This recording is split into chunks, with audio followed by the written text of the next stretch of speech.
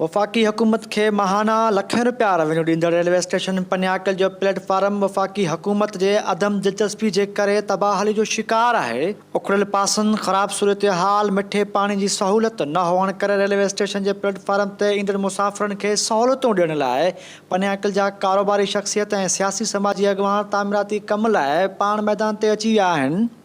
Railway station के platform ते तामीराती कम की शुरुआत कराईंदड़ सियासी समाजी ऐं कारोबारी शख़्सियतुनि हाजी बशीर अहमद शेख ऐं रिटायर्ड जज शहाबुद्दीन मोहम्मदी समेत ऐं ॿियनि टाइम न्यूज़ सां ॻाल्हाईंदे चयो आहे त असांजी जेकी स्कीम आहे प्लेटफॉर्म में बिजली जो निज़ाम, पानी जो निज़ाम, अॻे बि असां हे जेके ॾिठल अथव ये सारे बोर नलका हेॾां आयासीं, 10 होॾां आयासीं, 25 हे बेंचूं असां पाण जे ठारायूंसीं।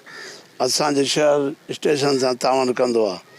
उन खां पोइ हिन वक़्तु स्टेशन जो असां प्लेटफॉर्म ते ज़फ़र साहब हिकु दफ़ो आयो, गस्त कयां, अची ॾिठनि यार पोइ शहरनि खे घुरायोसीं।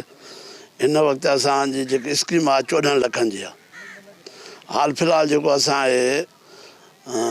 4 लखनि ते कमु करायूं था। पाण में शहर में 8 ॼणा दोस्त आहियूं, पाण में मिली असां इहो कमु कराईंदा। इंशाअल्लाह ताला स्टेशन खे सुठे नमूने ठाहींदासीं जेतिरी कोशिशि थी सघंदी।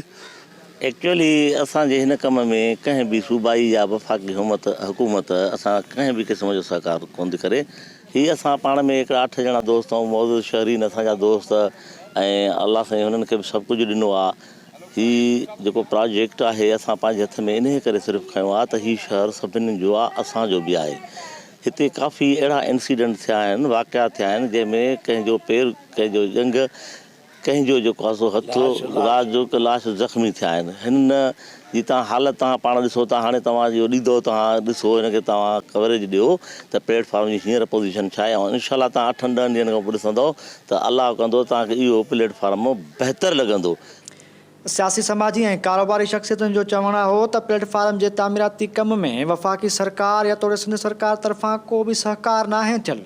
हू पंहिंजी मदद पाण तहत हिन कम जी शुरूआति कई आहे, जंहिंमें प्लेटफॉर्म ते मिठे पाणी जी सहूलत, टफ़टाइल ऐं लाइटिंग जी सहूलत समेत ॿियूं सहूलतूं इन करे मुहैया कयूं आहिनि जीअं हितां सफ़र लाइ ॿिनि इलाइक़नि तरफ़ वेंदड़ मुसाफ़िरनि खे तकलीफ़ूं दरपेश न अचनि।